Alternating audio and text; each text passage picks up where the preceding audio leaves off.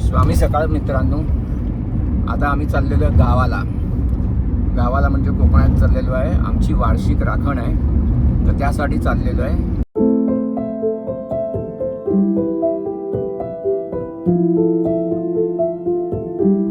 आता आलेलो आहे गावाला.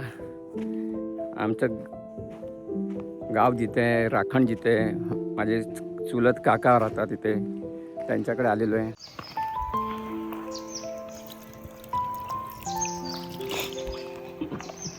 हो नमस्कार. Welcome to the home. माझा भाऊ आहे तुकाराम, माझा भाऊ. काका नमस्कार. तात्यानो नमस्कार. नमस्कार. बरे आहेत ना? वेलकम बहिणी, वेलकम. हे माझे तात्या आहेत, वरवली गावामध्ये तात्या आहेत माझे. आणि पाणी आणायला विहिरीवरती जातात आणि उन्हात तानातून म्हणजे खूप कष्ट आहे तिथे. पण तरी पण हे गाव सुंदर गाव आहे आमचं, वरवली गाव. आणि मी वर्षातून एकदाच येतो, पण मी एन्जॉय करतो. किती वर्ष आणत असतो हे पाणी? 25 वर्ष झाली. आणि अजून असं नळ वगैरे येण्याचे काही चान्सेस लवकर आता आपल्या दारात असं काय येण्याचे चान्सेस हाय? पण ती स्कीम आलेली आहे ना. हां हां. पण ती होईल तेव्हा, अजून ती सरकारकडून ती स्कीम झालेली. म्हणजे 20-25 वर्ष आपण असं सांगतोय.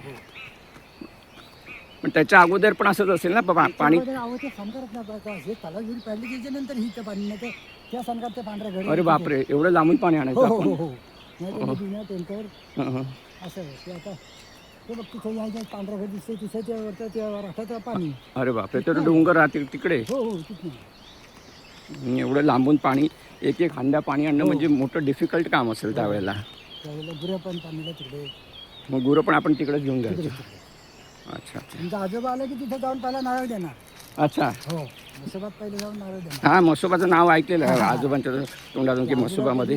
इथं बंद देवाना ते आलं ना की प्रत्येक देवाना एक एक नारळ देऊन टाका. हां हां हां. त्यांचं हे जरा होतं सगळं देवाचं. जेव्हा तो त्यांच्या राहण्यातले लोक उघडे घेऊन राहणार आहे. हां गेलेले असायचे ना. हां हां. तिकडे झोपणार, कुणीकडे लावून जाणार. मग जागेवाल्याला नारळ देणार वगैरे. चांगलं आहे. त्यांचा गुरु असतो का हात धरवणार नाही, कुणाचं काय खाणार नाही.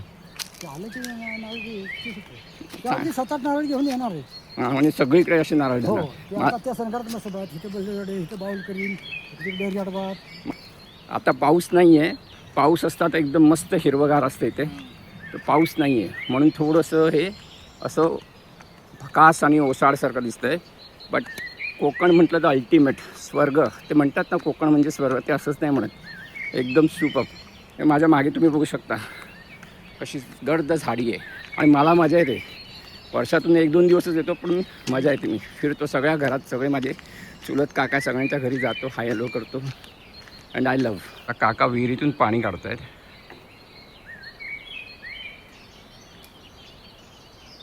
वाटतं की एकदम टिपिकल गावाचं माहोल. ही पण एक वेगळीच मजा असते नाही का मित्रांनो?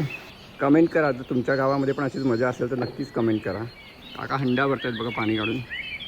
आय लव्ह दिस. ही अशी मजा, असं वातावरण फक्त गावालाच भेटू शकतं. मुंबई पुण्यामध्ये मजा नाही आहे. ए बाळा, तुझं नाव काय? हां, प्रणव. पूर्ण नाव काय? वाव. त्याचप्रमाणे आम्ही आमच्या कुलदैवताचं नामस्मरण करून पूजा अर्चा केली.